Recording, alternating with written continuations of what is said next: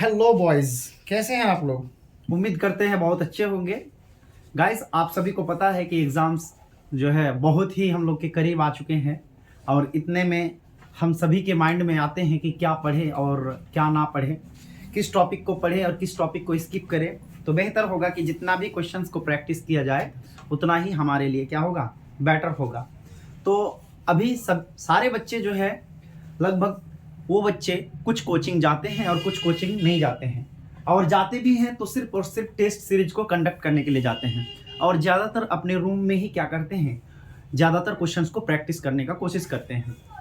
तो आइए कुछ प्रैक्टिस सेट आप लोग के लिए लेकर आए हैं, जिन प्रैक्टिस सेट को हम लोग करेंगे और इससे हम लोग ये बेटर इम्प्रूवमेंट करेंगे कि इनसे ही क्वेश्चंस आए और इससे सिमिलर, इनसे मिलता जुलता भी क्वेश्चन आए तो भी हम लोग सॉल्व कर लेंगे उसको। तो इसीलिए मैं आप सबके फरमाइश पर लेकर आया हूँ सैम्पल पेपर 1 जो क्लास 12th के लिए है। अभी जो फैब में आपका एग्जाम्स होने वाले हैं, जो पीसीबी कैटेगरी से है, बायोलॉजी से है, क्लास 12th के लिए निहायत इंपॉर्टेंट है, यानी बोर्ड एग्जाम्स के लिए। तो गाइज, बिना किसी देरी किए इसको हम लोग सॉल्व करते हैं और देखते हैं। सबसे फर्स्ट क्वेश्चन पूछा हुआ है, जैसा कि आपके स्क्रीन में दिया हुआ देख पा रहे हैं कि क्वेश्चन दिया हुआ है कि अलैंगिक जनन में जनकों की संख्या कितनी होती है, यानी how much numbers of individual in asexual reproduction. Asexual reproductions में इंडिविजुअल्स का जो नंबर होगा वो कितना होगा। तो बिल्कुल आप सबको ही जानते हैं कि इसका जवाब क्या होना चाहिए। मैं ज़रा मार्कर मैं इसको इस्तेमाल करूँ थोड़ा सा। इसका आंसर जो होगा, इसका आंसर क्या हो जाएगा, इसका आंसर हो जाएगा 1। इसका आंसर क्या हो जाएगा, 1 हो जाएगा इसका आंसर। जी हाँ, यानी इसमें आप जानते होंगे कि इसका एग्जांपल्स क्या क्या है। अमीबा है ना, पैरामीशियम है, यूग्लिना है। ये सारे के सारे जीव क्या करते हैं, एक ही ऑर्गेनिज्म होते हैं इसमें, और ये क्या करते हैं, 2 ऑर्गेनिज्म को प्रोड्यूस करते हैं। यानी इसी को हम लोग क्या कहते हैं, असेक्सुअल रिप्रोडक्शन। इसको हम लोग द्विखंडन भी कह सकते हैं। तो सबसे पहला जो आंसर हो जाएगा वो आंसर हो जाएगा सी नंबर आंसर हो जाएगा आपका। सेकेंड वन जो हो जाएगा आपका क्वेश्चंस, जैसा कि आप देख रहे हैं क्या क्वेश्चंस है। क्वेश्चंस में दिया हुआ है कि बिना निषेचन किए किसी जीव का निर्माण होना क्या कहलाता है। यानी निषेचन का वह कौन सा विधि है जिसमें निषेचन ही नहीं हो रहा है, विदाउट फर्टिलाइजेशन किए ही किसी ऑर्गेनिज्म का क्या हो रहा है, फॉर्मेशन हो रहा है। तो ऐसे चीज को हम लोग पार्थिनोजेनेसिस कहते हैं। मैं लिख दे रहा हूं यहाँ पे, ये सही हो जाएगा पार्थिनोजेनेसिस। आपका जो पार्थिनोजेनेसिस होगा वो सही आंसर हो जाएगा आपका। तो पार्थिनोजेनेसिस में आप लोग टिक लगा दीजिएगा। अगर पार्थिनोकार्प पूछ रहा है तो इसमें सिर्फ और सिर्फ फ्रूट्स का फॉर्मेशन होगा, बिना निषेचन का, यानी विदाउट फर्टिलाइजेशन का फ्रूट का फॉर्मेशन होना पार्थिनोकार्पिक कहलाता है। वहीं एपोमिक्सिस क्या होता है, एपोमिक्सिस विदाउट फर्टिलाइजेशन का सीड का फॉर्मेशन होना एपोमिक्सिस कहलाता है। सिनगैमी क्या होता है तो आपको पता ही होगा कि फ्यूजन होता है, इसमें फ्यूजन होता है किसका किसका, स्पर्म प्लस ओवम का, स्पर्म प्लस ओवम का होता है इसमें फ्यूजन, जिसको हम लोग सिनगैमी कहते हैं। तो आई होप इस क्वेश्चन को आप लोग बेटर तरीके से समझ पाए, ठीक है। तो इसका आंसर जो हो जाएगा पार्थिनोजेनेसिस हो जाएगा। नेक्स्ट क्वेश्चन हम लोग करते हैं।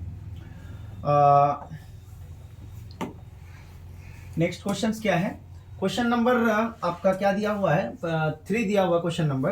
तो क्वेश्चन नंबर 3 में क्या दिया हुआ है कि आकारिकी तथा आनुवांशिक रूप से समान जीव को क्या कहा जाता है। यानी जो बाहर से भी दिखने में समान हो और अंदर से भी, यानी क्या कहा जाता है, the organism which morphologically and genetically similar are called. जो मॉर्फोलॉजिकली और जेनेटिकली दोनों तरीके से सिमिलर हो, ऐसे ऑर्गेनिज्म को हम लोग क्या कहते हैं जानते हैं, ऐसे ऑर्गेनिज्म को हम लोग कहते हैं, ऐसे ऑर्गेनिज्म को हम लोग क्या कहते हैं, क्लोन कहते हैं। ऐसे ऑर्गेनिज्म को क्या कहते हैं, क्लोन कहते हैं। और आपने ओल्ड सिलेबस में पढ़े भी होंगे कि असेक्सुअल रिप्रोडक्शन में जितने भी ऑफस्प्रिंग या फिर बच्चे जो बनते हैं, प्रोजेनी जो बनते हैं, वो क्या होते हैं, अपने पेरेंट के मॉर्फोलॉजिकली और जेनेटिकली इक्वल होते हैं, जिन्हें हम लोग क्या कहते हैं, क्लोन कहते हैं। असेक्सुअल रिप्रोडक्शन से ये बनते हैं, ठीक है। तो ये आंसर आपका हो जाएगा, क्लोन हो जाएगा। नेक्स्ट जो होगा आपका यानी आपका अगला क्वेश्चन 4th नंबर क्वेश्चन में दिया हुआ है, जब नर एवं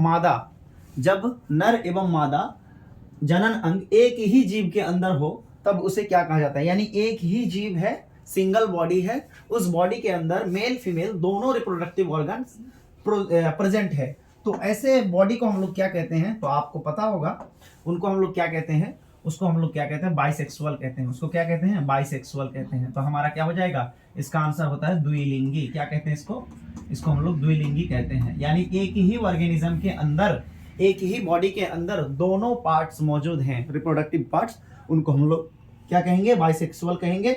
और बाइसेक्सुअल के कई सारे एग्जांपल्स हैं जो आपको लर्न करने की आवश्यकता है। यूनिसेक्सुअल में तो आपको समझ में आ ही गया, यूनिसेक्सुअल और डायोसिस दोनों के दोनों एक ही है। इसका जो सही आंसर हो जाएगा वो बी नंबर आंसर हो जाएगा। अगला क्वेश्चंस, अगला क्वेश्चंस क्या है, 5 नंबर क्वेश्चंस है। कहा है क्वेश्चन ने कि ह्यूमुलिन क्या है। ह्यूमुलिन याद रखिए दोस्तों, कि ह्यूमुलिन जो होता है वो एक मैन मेड यानी कि आर्टिफिशियल तरीके से बनाए गए एक जो है इंसुलिन का कॉपी होता है। तो इंसुलिन क्या होता है या ह्यूमुलिन क्या होता है, इंसुलिन या ह्यूमुलिन दोनों एक ही है। वो क्या है, हार्मोन है। ये दोनों के दोनों क्या है, हार्मोन है। दैट्स मीन ये आपका आंसर हो जाएगा क्या, हार्मोन में आंसर हो जाएगा। इस टाइप का कुछ क्वेश्चंस आते हैं और आपके बिहार बोर्ड में पूछे जाते हैं, जिसमें बच्चे कंफ्यूज होकर के गलत आंसर टिक करके आ जाते हैं। तो याद रहे, जो ह्यूमुलिन होता है वो एक हार्मोन है। और ये ह्यूमुलिन क्या है, ये भी आप लोग लिख लीजिएगा कि ये क्या है, मैन मेड इंसुलिन है। इंसुलिन तो पढ़े होंगे। इंसुलिन हार्मोन एक ऐसा हार्मोन है जो किसी भी जो ह्यूमन बॉडी के शुगर लेवल को घटाता है। यानी इसकी अगर कमी हो जाए तो चीनी की बीमारी या डायबिटीज, जिसको हम लोग शुगर की बीमारी कहते हैं, वो हो जाता है। तो ये क्या होता है, मैन मेड इंसुलिन है। तो ठीक है, इसको किस लिए दिया जाता है तो आपको पूरा पता हो गया। तो इसका आंसर है हार्मोन। ठीक, नेक्स्ट क्वेश्चन की ओर हम लोग आगे बढ़ रहे हैं। नेक्स्ट क्वेश्चन है आप लोग का 6 नंबर क्वेश्चन में पूछा है कि डीएनए अंगुली छाप किसके द्वारा आविष्कार किया गया है या विकसित किया गया है। Who was developed DNA fingerprinting. DNA fingerprinting एक टेक्निक है दोस्तों। जब मोबाइल का जमाना नहीं था तो तब पर भी क्रिमिनल्स को पकड़े जाते थे। ये फोरेंसिक लैब में यूज किया जाता है डीएनए फिंगरप्रिंटिंग, चोर को पकड़ने के लिए, क्रिमिनल्स को पकड़ने के लिए। यानी चोर चोरी करता है तो उसका फिंगर लग जाता है, उंगली लग जाता है, तो उस हिसाब से भी किया जाता है। तो इसको आविष्कार करने वाले जो व्यक्ति थे, वो जो साइंटिस्ट थे, उस साइंटिस्ट का नाम क्या है, तो उस साइंटिस्ट का नाम है एलेक जेफरी। क्या नाम है उसका, एलेक जेफरी। एलेक जेफरी ने क्या किया था, डीएनए फिंगरप्रिंटिंग को डेवलप किया था। इसके अलावा अगर मैं बात करूं यहाँ पर, इसके अलावा अगर मैं बात करूं कि रॉबर्ट ब्राउन ने क्या किया था, तो इन्होंने न्यूक्लियस का डिस्कवरी किया था। न्यूक्लियस का डिस्कवरी किया था, ठीक है, न्यूक्लियस यानी केंद्रक का डिस्कवरी किया था। एडवर्ड जेनर जो था, उन्होंने वैक्सीन्स का डिस्कवरी किया था। क्रिक ने जो है ना सेंट्रल डोगमा दिया था, सेंट्रल डोगमा दिया था। इन्होंने सेंट्रल डोगमा का कांसेप्ट दिया था। और एडवर्ड जेनर, इन्होंने जो है ना वैक्सीन्स का ही डिस्कवरी किया था। कई सारे टाइप के वैक्सीन होते हैं, चिकन पॉक्स का, स्मॉल पॉक्स का, इस तरीके से। तो इसका जो सही आंसर है 6 नंबर का, वो हो जाएगा आपका एलेक जेफरी हो जाएगा। ठीक है, समझ में आ गया होगा। चलिए नेक्स्ट क्वेश्चन की ओर हम लोग आगे बढ़े। तो हम लोग आगे बढ़ते हैं 7 नंबर क्वेश्चन। 7 नंबर क्वेश्चन में पूछा हुआ है कि क्या पूछा है क्वेश्चन में, एक प्रारूपी आवर्त बीज भ्रूणकोश में कितने केंद्रक होता है। तो आपको पता होगा कि भ्रूणकोश कैसा होता है, इम्ब्रायोसेक कितना कैसा होता है। तो इम्ब्रायोसेक का हम लोग ऐसे डायग्राम कुछ बनाते हैं और उसके बाद हम लोग कैसे करते हैं, ऐसे करके डायग्राम बना लेते हैं।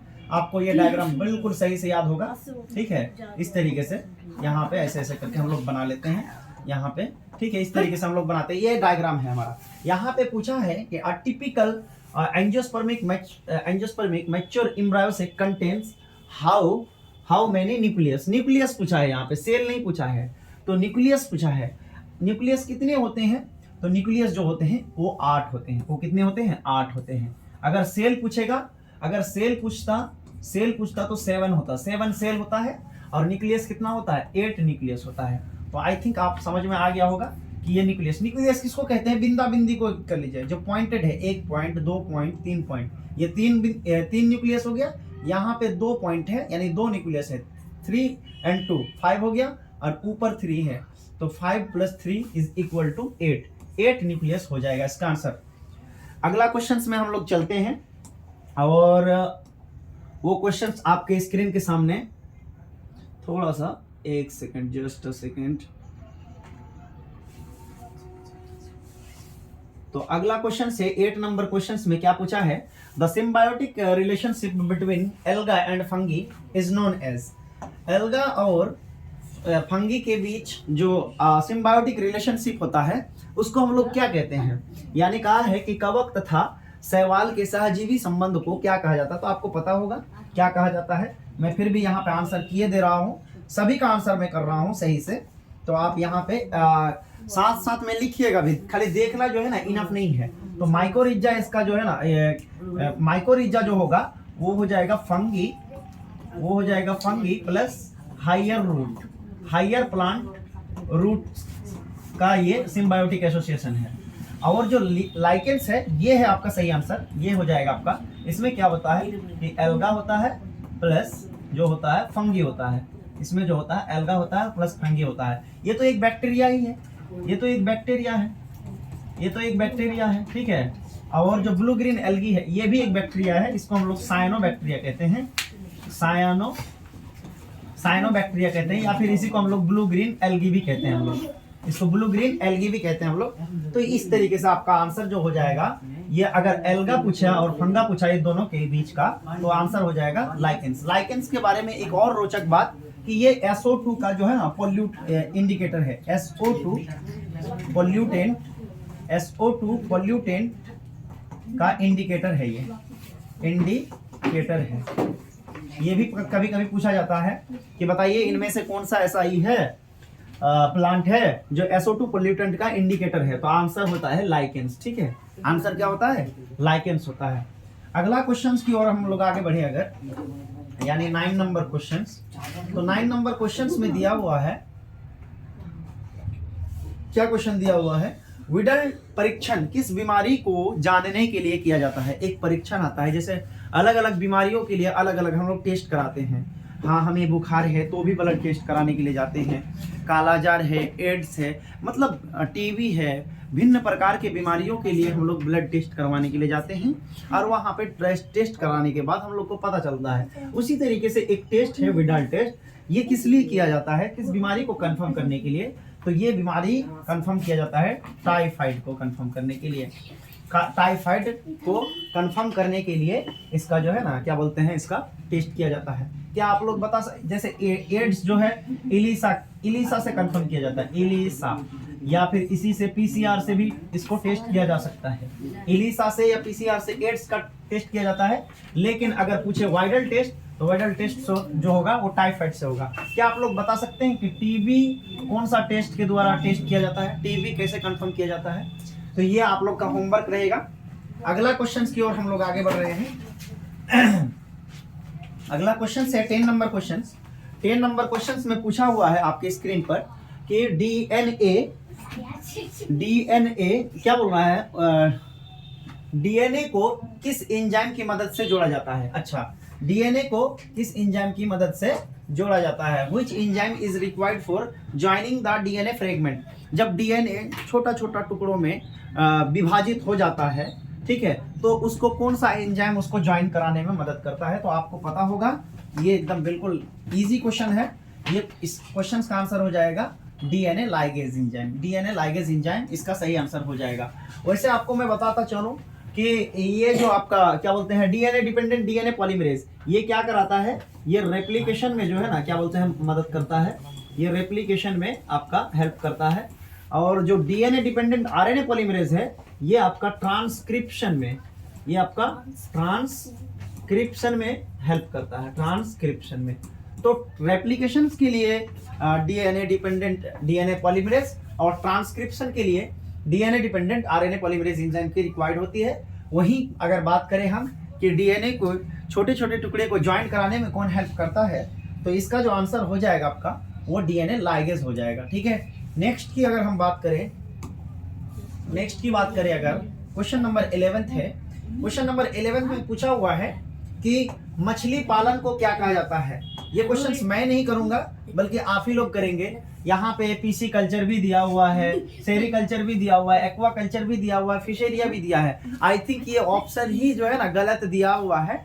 यहाँ पे पीसी कल्चर, एक्वा कल्चर, फिशेरिया, यानी एक ही चीज के कई सारे नाम दिए गए हैं। तो ये थोड़ा सा ये हो गया है, मिसअंडरस्टैंडिंग हो गया है टाइपिंग में, इसको एपीकल्चर करना चाहिए था, ये ऑप्शंस में ही है। हालांकि मछली पालन को क्या कहा जाता है, फिशेरिया भी कहा जाता है, ठीक है, और पीसी कल्चर भी कहा जाता है, पीसी कल्चर भी कहा जाता है। एपी कल्चर में मधुमक्खी, तो पीसी कल्चर या फिशेरिया एक ही नाम है। एक्वा कल्चर में क्या किया जाता है, मछली के साथ साथ किसी और एक्वेटिक एनिमल्स को भी पाला जाता है, जैसे प्राउंस हो गया, झींगा मछली जिसको कहते हैं हम लोग, केकड़ा हो गया, इस तरीके के जो अन्य जीवों को एक साथ मछली के साथ पालन करने की प्रोसेस जो होता है वो एक्वा कल्चर होता है। तो इसका जो आंसर हो जाएगा वो पीसी कल्चर भी हो जाएगा और क्या बोलते हैं फिशेरिया भी हो जाएगा, ठीक है। ये दोनों के दोनों आंसर हो जाएगा, लेकिन कोई भी ऑप्शन में ए और डी दिया हुआ नहीं है, इसीलिए इसको ए या डी दोनों में दोनों ही होगा, ठीक है। पीसी कल्चर भी हो जाएगा और फिशेरिया भी हो जाएगा। अगला क्वेश्चन की ओर अगर हम चलें तो क्वेश्चन नंबर 12 में दिया हुआ है कि मानव में लिंग निर्धारण कौन से गुणसूत्र पर निर्भर करता है, यानी जब लड़का लड़की शादी विधि हो जाता है मर्द औरत का, तो जो बच्चे होते हैं, लड़का होगा या लड़की होगा, वो किस क्रोमोसोम पर डिपेंड करता है। तो आपको पता होगा कि वो आंसर जो हो जाएगा आपका वाई क्रोमोसोम, और ये किस में होता है, ये फादर में होता है, ठीक है, ये सही हमारा आंसर हो जाएगा। एक्स क्रोमोसोम जो होगा वो कॉमन क्रोमोसोम है, मेल फीमेल दोनों में पाया जाता है, इसीलिए इसका जो सही आंसर हो जाएगा वो वाई क्रोमोसोम हो जाएगा। अगर नेक्स्ट की अगर हम बात की जाए, क्वेश्चन नंबर 13 की बात करें तो आपकी स्क्रीन पर है बीओडी का पूरा नाम क्या है। बीओडी का पूरा नाम जो आप लोग जो है क्या बोलते हैं माइक्रोब्स में पढ़ते हैं, माइक्रोब्स में हम लोग पढ़ते हैं बीओडी एक जो इंडिकेटर है, एक स्केल है जो पानी की शुद्धता और अशुद्धता को मापता है कि पानी कितना सही है और कितना गंदा है, ये चीज हम इससे पता लगाते हैं। तो बीओडी का जो बेटा फुल फॉर्म होता है वो क्या होता है, तो वो होता है biochemical oxygen demand, biochemical oxygen demand होता है, ठीक है, बायोकेमिकल ऑक्सीजन डिमांड होता है, यानी आंसर नंबर हमारा सी हो जाएगा, आंसर नंबर हमारा सी हो जाएगा। अरे आंसर नंबर हमारा क्या हो जाएगा, सी हो जाएगा, ठीक है। तो ये 13 नंबर क्वेश्चन हमारा क्लियर हो गया। अब आते हैं हम लोग नेक्स्ट क्वेश्चंस में, यानी हमारा नेक्स्ट क्वेश्चंस 14 नंबर क्वेश्चंस है, और इसको जैसा कि देख पा रहे हैं आप लोग, इसमें दिया हुआ है, क्या क्वेश्चन दिया हुआ है इसमें दिया हुआ है कि ह्यूमन इंसुलिन कितनी पॉलीपेप्टाइड श्रृंखलाओं से बना हुआ है, यानी मानव का जो इंसुलिन हार्मोन होता है वो कितनी पॉलीपेप्टाइड। वैसे तो आपको पता होगा कि 3 पॉलीपेप्टाइड, सर पॉलीपेप्टाइड ए भी होता है, सी भी होता है बीच में और बी भी होता है, तो 3, लेकिन ये क्या हो जाता है, कट जाता है, तो हमारे पास ए और बी रह जाता है, इसीलिए हम लोग आंसर क्या करेंगे, 2 ही करेंगे। दैट्स मीन हमारा आंसर जो हो जाएगा बेटा वो हो जाएगा हमारा 2 नंबर, ये सॉरी ए नंबर हो जाएगा, जिसमें 2 पॉलीपेप्टाइड चेन होगा, ठीक है। इसमें क्या हो जाएगा, 2 पॉलीपेप्टाइड चेन हो जाएगा। हमारा इंसुलिन जो बना हुआ है वो हमारा 2 पॉलीपेप्टाइड चेन से बना हुआ है। चलिए आगे बढ़ते हैं। और 15 नंबर क्वेश्चन है। 15 नंबर क्वेश्चन में क्या कहा है, क्वेश्चन कहा है ये कि बताइए मानव जनसंख्या का अध्ययन करना क्या कहलाता है। जैसे हम लोग हैं तो हम लोग के बारे में जो अध्ययन करेगा उसको क्या कहते हैं। ऑप्शन दिया हुआ है डेमोग्राफी, ऑप्शन दिया हुआ है, और क्या क्या दिया हुआ है ऑप्शन, कई सारे ऑप्शन दिया हुआ है।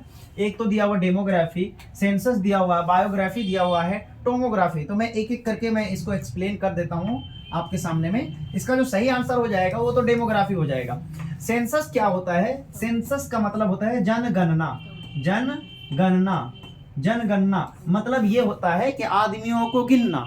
जैसे हर 5 साल 10 साल में जो सेंसस होता है आदमी को गिना जाता है ताकि ह्यूमन पॉपुलेशन का पता लगाया जाए कितना। बायोग्राफी क्या होता है कि किसी व्यक्ति के जीवन का किसी का जीवनी, जो किसी का जीवनी होता है, यानी मेरा जैसे किसी साइंटिस्ट का लाइफ होता है, किसी सिंगर का लाइफ होता है, तो किसी भी सिंगर का लाइफ या किसी भी व्यक्ति के लाइफ को अध्ययन करना वो क्या कहलाता है, उसका बायोग्राफी यानी उनका जो जीवनी कहलाता है। टोमोग्राफी क्या होता है, तो टोमोग्राफी में हम लोग क्या होते हैं, कंप्यूटेड टोमोग्राफी। टोमोग्राफी मतलब उसमें जो है ना हम लोग पता लगाते हैं। जैसे आप लोग पता होगा कि सीटी स्कैन किया जाता है ना, सीटी स्कैन आप लोग पढ़ते हैं। तो कंप्यूटेड टोमोग्राफी हम लोग इसमें क्या करते हैं, कंप्यूटर से देखते हैं कि क्या किसमें कितना क्या है, नहीं है, कहाँ गड़बड़ी है। तो ये आपका आंसर हो जाएगा डेमोग्राफी, ह्यूमन पॉपुलेशन के बारे में अध्ययन करना। अगला क्वेश्चन दे रहा है, क्या क्वेश्चन दे रहा है, 16 नंबर क्वेश्चन है। ये तो बड़ा गजब क्वेश्चन है। देखो इसका जो है क्या बोलते हैं, इसको थोड़ा सा ई कर दिया गया है। अगर आप लोग ध्यान से अगर देखेंगे तो इसमें, रुक जाइए थोड़ा सा, इसको मैं एक सेकंड, जस्ट अ सेकंड, ये जो है थोड़ा सा क्वेश्चन क्या है, हाँ सही से दिखाई देता होगा, सही से, ठीक है। ये क्वेश्चन क्या कह रहा है कि कॉलम 1 और कॉलम 2 को आपस में ज्वाइंट कीजिए। तो किस तरीके से ज्वाइंट करना है, नहीं करना है, मैं यहाँ पे ज्वाइंट करके बता देता हूँ आप लोग को। वैसे तो आप लोग को पता ही होगा, ये क्वेश्चन थोड़ा सा अच्छा क्वेश्चन, अच्छा लेवल का क्वेश्चन है। इस क्वेश्चन का डीएनए ज्वाइंट किससे करवाया जाता है, तो आपको पता होगा कि लाइगेज एंजाइम से, है ना। डीएनए ज्वाइंट जो कराता है वो लाइगेज एंजाइम से। ट्रांसक्रिप्शन के लिए कौन सा एंजाइम की आवश्यकता होती है, ट्रांसक्रिप्शन के लिए आरएनए पॉलीमरेज। हाँ, तो 1 का हो जाएगा आपका सी नंबर, 2 का हो जाएगा आपका ई नंबर, ठीक है। उसी तरीके से रेप्लिकेशन के लिए डीएनए पॉलीमरेज एंजाइम की आवश्यकता होती है, दैट्स मीन इसका बी नंबर हो जाएगा, यानी कि 3 का बी नंबर हो जाएगा। और हमारा फाइकोलॉजी और प्रोटीन, तो फाइकोलॉजी जो होता है वो एल्गा के एसटीडी को फाइकोलॉजी कहते हैं, ये हमारा हो जाएगा इस तरीके से, ठीक है। तो ये हो जाएगा हमारा ए नंबर, 4 का ए हो जाएगा। और रही बात प्रोटीन, तो प्रोटीन बनाने का जो फैक्ट्री कहा जाता है वो राइबोसोम को कहा जाता है, यानी 5 का हमारा हो जाएगा आपका डी नंबर। तो इस तरीके का ऑप्शन 1 का सी मिल गया, 2 का ई, 3 का बी, 4 का ए, 5 का डी, हमारा आंसर ये हो जाएगा, यानी कि सी हो जाएगा, लॉक हो जाएगा, ठीक है। सी नंबर में हमारा सही ऑप्शन दिया हुआ है। तो इस तरीके से आप लोग मिलन कर सकते हैं कि किस तरीके का क्वेश्चन का ये पैटर्न है। समझ में आ गया? ये अच्छा क्वेश्चन था, थोड़ा सा एडवांस लेवल में मेडिकल इंट्रांस में पूछा जाता है और कई सारे कॉम्पिटिटिव एग्जाम्स में भी पूछा जाता है। अगर नेक्स्ट की बात करें हम लोग, तो चलिए हम लोग 17 नंबर क्वेश्चंस में आते हैं और 17 नंबर क्वेश्चंस को हम लोग देखते हैं। क्या क्वेश्चंस है कि इनमें से किस में निषेचन के लिए जल माध्यम की आवश्यकता हो सकती है या होती है, यानी फर्टिलाइजेशन के लिए वाटर का रिक्वायरमेंट कौन सी प्लांट को पड़ता है, टेरिडोफाइटा, एंजियोस्पर्म, जिम्नोस्पर्म, ब्रायोफाइटा। तो इसका जो सही आंसर हो जाएगा, वो हो जाएगा आपका, क्या हो जाएगा, वो हो जाएगा ब्रायोफाइटा हो जाएगा, वो हो जाएगा क्या, ब्रायोफाइटा, ये हो जाएगा आपको ब्रायोफाइटा, ठीक है। तो ब्रायोफाइटा को जो है ना वाटर का नीड होता है, रिक्वायरमेंट होता है, ताकि वो फर्टिलाइजेशन कर सके या फर्टिलाइजेशन हो सके, वाटर इसके लिए नीड होता है। अगला क्वेश्चंस की ओर अगर आए हम लोग, तो अगला क्वेश्चंस में क्या दिया हुआ है, 18 नंबर क्वेश्चंस में क्या दिया हुआ, द्विखंडन किस में नहीं होता है। ले ये क्वेश्चंस में, इस क्वेश्चन में जो है ना बहुत बच्चे फंसते हैं, नोट वाला जो पूछ देता है कि नहीं होता है, यहाँ पे नहीं पूछा है कि द्विखंडन किस में नहीं होता है। तो अमीबा में तो होता है, पक्का होता है, पैरामासियम में भी होता है, यूग्लिना में भी होता है। अगर नहीं होता है तो किस में नहीं होता है, ईस्ट में नहीं होता है। तो बता सकते हैं ईस्ट में क्या होता है, ईस्ट में बेटा बडिंग होता है। क्या होता है इसमें, बडिंग होता है। इसमें क्या होता है, बडिंग होता है। साथ ही साथ इसी में नहीं, ईस्ट में ही नहीं, बल्कि हाइड्रा में भी क्या होता है, बोलो हमको, हाइड्रा में भी बडिंग होता है। तो नहीं अगर पूछा है तो इस तरीके से आप लोग होशियारी करके आप लोग आंसर करेंगे, नहीं तो फिर खुशी खुशी में इमोशनल में बह जाएंगे, फिर जो है कहानी समाप्त हो जाएगा, आपका गलत हो जाएगा। अगला क्वेश्चन की ओर अगर हम लोग बढ़े, तो क्वेश्चन दिया हुआ है युग्मक के युग्मन को क्या कहा जाता है, यानी 2 गैमेट जब आपस में मिलते हैं तो उसको हम लोग क्या कहते हैं, what is called fusion of gamete. तो गैमेट के फ्यूजन को हम लोग बेसिकली क्या कहते हैं, सिनगैमी कहते हैं या फर्टिलाइजेशन कहते हैं। तो ट्रिपल फ्यूजन तो नहीं होगा, इसमें जो आंसर हो जाएगा बेटा वो हो जाएगा फर्टिलाइजेशन, वो हो जाएगा, क्या हो जाएगा, फर्टिलाइजेशन। पॉलिनेशन क्या होता है, तो पॉलिनेशन में क्या होता है कि पॉलिन ग्रेन्स जो है ना ट्रांसफर होता है, परागकण परागकोश से निकल करके ट्रांसफर होता है स्टिग्मा तक। इंसेमिनेशन की अगर बात की जाए तो यहाँ पे भी गैमेट ट्रांसफर होता है। ये दोनों के दोनों बेसिकली क्या दिया हुआ है, ये दोनों दिया हुआ है गैमेट ट्रांसफर दिया हुआ है, गैमेट ट्रांसफर दिया हुआ है। यहाँ पे गैमेट ट्रांसफर हो रहा है और पूछा क्या है, गैमेट का फ्यूजन। तो गैमेट का फ्यूजन फर्टिलाइजेशन कहलाता है, ठीक है। अगला क्वेश्चन, यानी हमारा एक सैंपल पेपर में 20 क्वेश्चंस होगा। ये 19वां क्वेश्चन है और लास्ट क्वेश्चन हम लोग करने के लिए जा रहे हैं। तो ये रहा लास्ट क्वेश्चन, बड़ा ही अच्छा क्वेश्चन है और इस क्वेश्चन को जो कर लेगा मैं समझूंगा कि बहुत अच्छा एकदम दमदार क्वेश्चन है, कॉन्सेप्चुअल क्वेश्चन है, ठीक है। इस कॉन्सेप्ट को अगर जो समझेगा वही बना पाएगा। यहाँ पे क्वेश्चन ये पूछा है कि इनमें से कौन जीनोटाइप 4 अलग अलग युग्मक का निर्माण कर सकते हैं, 4 अलग अलग युग्मक यानी गैमेट बना सकता है। Which of the following genotype will produce 4 different type of gamete? तो 4 different type of gamete। देखिए बच्चा कैसे बना सकते हैं, तो हम लोग को हेटेरोजाइगस खोजना होगा। हेटेरोजाइगस का मतलब 2 अलग अलग लेटर, एक ही लेटर, अगर ए है तो दोनों ए जो है ना अलग होना चाहिए, एक कैपिटल हो जाएगा और एक छोटा हो जाएगा।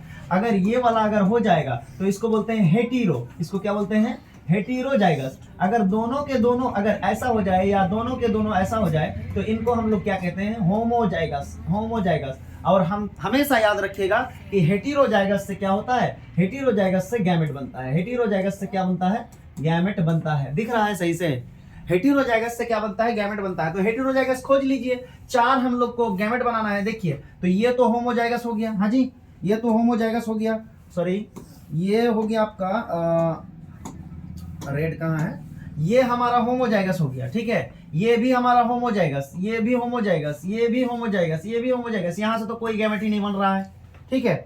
यहाँ पे देखते हैं ये दोनों होमोजाइगस, ये हेटेरोजाइगस। चलिए बढ़िया, तो यहाँ से बना लेकिन 4 नहीं बनेगा, यहाँ से 2 ही बनेगा। तो इससे 2 बना, इससे 2 बना। पूछा कितना है, 4 से 4 पूछा है। यहाँ से देखिए तो यहाँ से 2 बन जाएगा और यहाँ से 2 बन जाएगा, यहाँ से 1 भी नहीं बनेगा। तो इसका मतलब 2 और 2 4, यहाँ से 4 बन गया है। यहाँ से कितना बनेगा, 2 बनेगा। तो हमारा जो सही आंसर है आपका सी नंबर हो जाएगा, आपका ये वाला आंसर हो जाएगा, ठीक है। यहाँ पे 2 हेटेरोजाइगस आपको दिख रही। आई होप आपको एक्सप्लेनेशन समझ में आ गया होगा, पसंद भी आया होगा कि किस तरीके से हेटेरोजाइगस को हम लोग आइडेंटिफाई करते हैं, पहचानते हैं, और कैसे इसको हम लोग गैमेट का निर्माण करते हैं, वो उसको भी हम लोग समझ में आ गया, ठीक है। तो ये 20 क्वेश्चन था। इनमें से जितने भी क्वेश्चन है आप लोग इसको बेहतरीन तरीके से इसको सोचिए, समझिए, इस पर गौर फिक्र कीजिए, और इस तरीके का और भी मतलब जो है आगे सीरीज आने वाला है उसको भी प्रैक्टिस करते रहिए, क्योंकि जितना प्रैक्टिस कीजिएगा उतना ही आपके एग्जाम में हेल्पफुल होगा, ठीक है। तब तक के लिए थैंक यू, धन्यवाद।